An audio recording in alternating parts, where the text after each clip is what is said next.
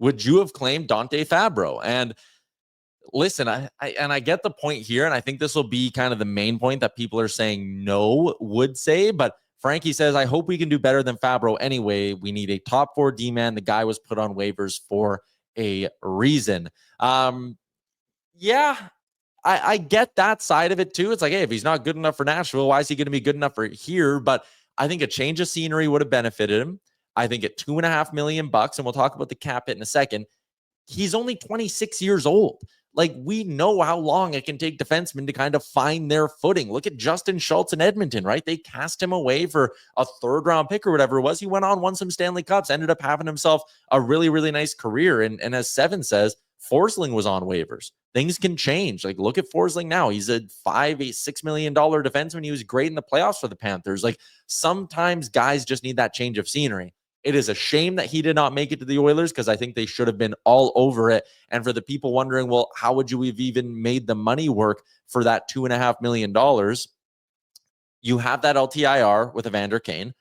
That is an option for you. You can dip into that, similar to when Connor McDavid got hurt and they brought up both Philp and Kajula. But right now, the Oilers have $1.345 million in cap space. If they would have sent down Travis Dermott, that brings you up to just a hair north of $2 million.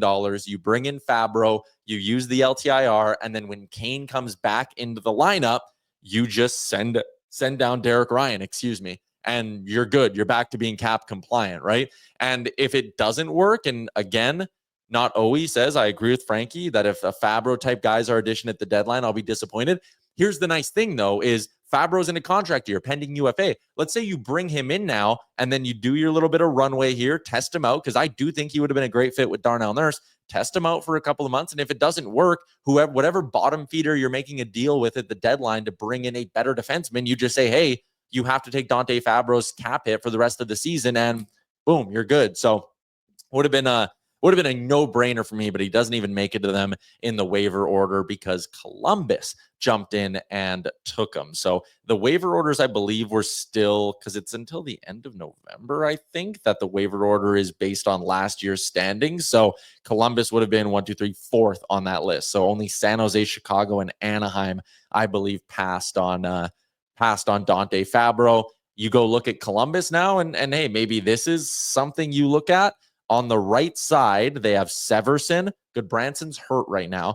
They now have Severson, Fabbro, David Yaremchuk, and Ivan Provorov's a lefty that plays the right side. At least that's how he's listed on Daily Faceoff. So they actually still do have a decent amount of right shot D-man. And when Goodbranson comes back, they're probably going to have to let someone go.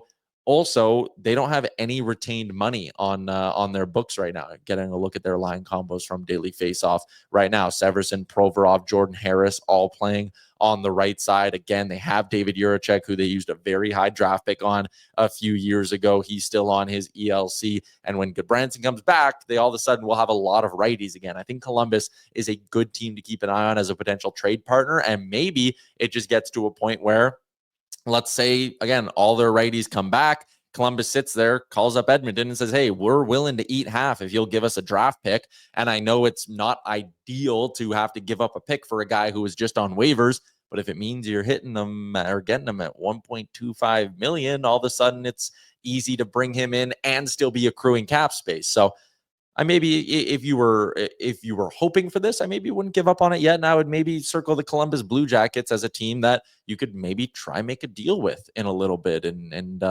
yeah. Anyways, that's my take. That's our short for giant question. Would you have put in a claim for Dante Fabbro? AB, did we do a poll? What were the poll results? Just message me because I don't have YouTube open in front of me, which you think I would considering the show is live on YouTube, but I don't. Again, big shout out to Louis. Someone said I cut him off at the end there. I don't think I cut him off at the end. Don't have Canucks. Oh, 56%. Yes. That's a little bit more 50-50 than I honestly thought it would be.